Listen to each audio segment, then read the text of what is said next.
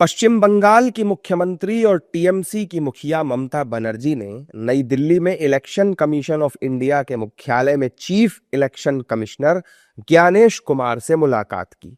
उनके साथ टीएमसी के राष्ट्रीय महासचिव अभिषेक बनर्जी समेत पार्टी के अन्य नेता भी मौजूद थे।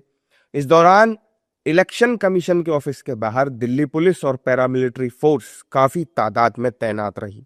ममता बनर्जी ने चुनाव आयोग पर आरोप लगाते हुए कहा कि मुझे दुख और तकलीफ हुई है। मैंने कई सालों तक दिल्ली में राजनीति की है। मैं 4 बार मंत्री और 7 बार सांसद रही, लेकिन मैंने इस तरह का चुनाव आयोग नहीं देखा। वो बहुत घमंडी हैं, बहुत बड़े झूठे। देखिए, हमको बहुत दुख हुआ है, तकलीफ भी हुआ है। हम बहुत दिन दिल्ली में पॉलिटिक्स किया है।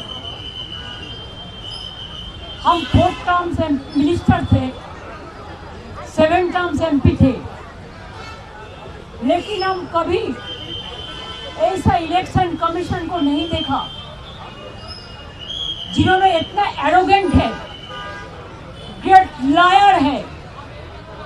हम उनको कहा था कि आपको कुर्सी को हम रेस्पेक्ट करते हैं, because no chair is permanent for anybody, one day you have to go, but don't create this precedent.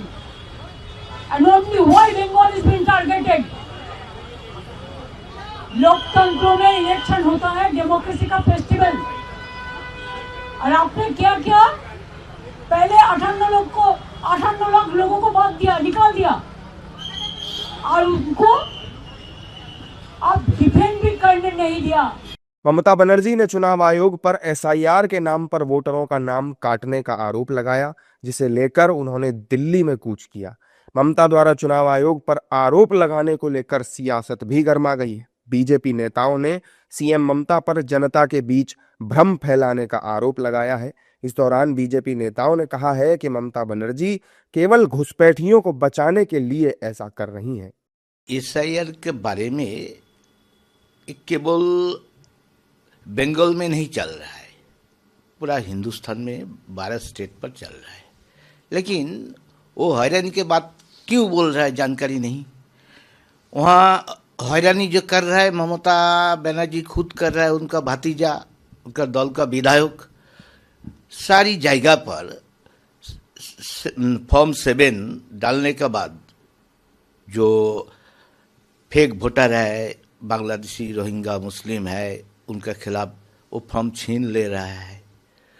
Election commission का ऊपर पिटाई कर रहा है। बार बार ऐसा हो रहा है क्यों?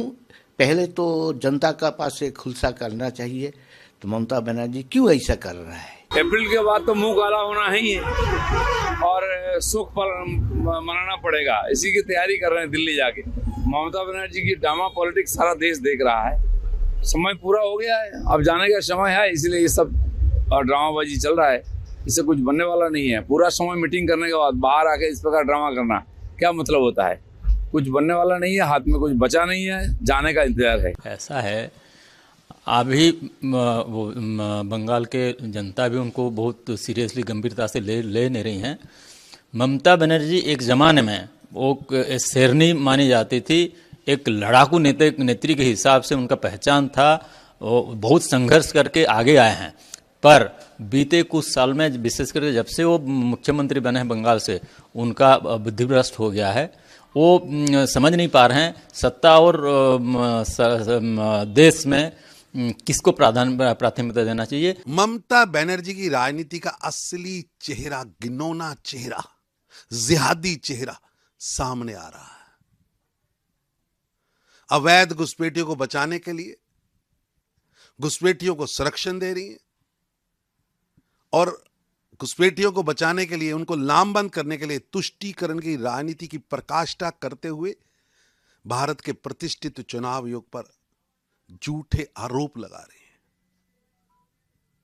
ममता बनर्जी घुसपैठ के तुष्टीकरण की राजनीति की प्रकाष्ठा कर रहे हैं।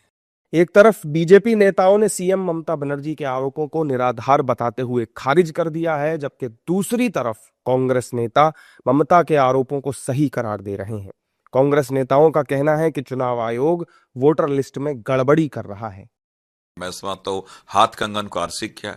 यही तो राहुल गांधी जी बार बार लगातार बोल रहे हैं, वोट चोरी की बातें की है कि किस प्रकार चुनाव आयोग प्रेजुडिस होके कैसे guided by Bharatiya Janata party, वो कोई स्वतंत्र इकाई नहीं है, वो सारे वो टर्म जैसे वो डिक्टेट वो करते हैं, ये केवल उनको ये उनका एक्ट ये कर रहे हैं।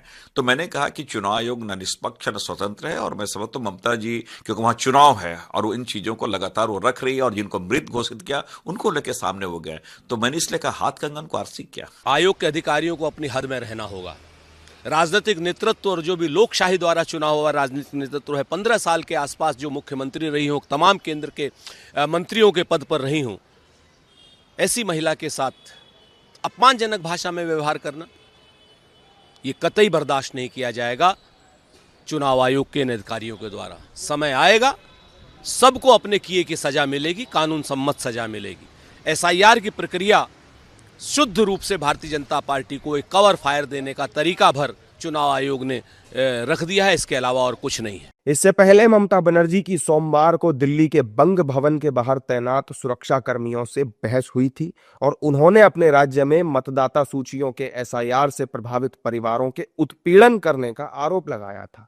उन्होंने दावा किया कि बंग भवन में ठहरे पश्चिम बंगाल के लोगों को धमकी दी जा रही है, और उन्होंने पुलिस की भारी संख्या में तैनाती पर सवाल भी उठाया। मुख्यमंत्री ने दावा किया कि यहाँ कई ऐसे परिवार हैं जो एसआईआर की प्रक्रिया से प्रभावित हुए हैं। एसआईआर से प्रभावित परिवार जहां भी ठहरे हुए हैं, हर उस जगह पर दिल्ली पुलिस तैनात है। दिल्ली में धमाका होने पर दिल्ली पुलिस कहां होती है? उन्होंने आरोप लगाया कि लेकिन मैं दिल्ली पुलिस को दोष नहीं देती, मैं शीर्ष पदों पर बैठे लोगों को दोष देती हूं।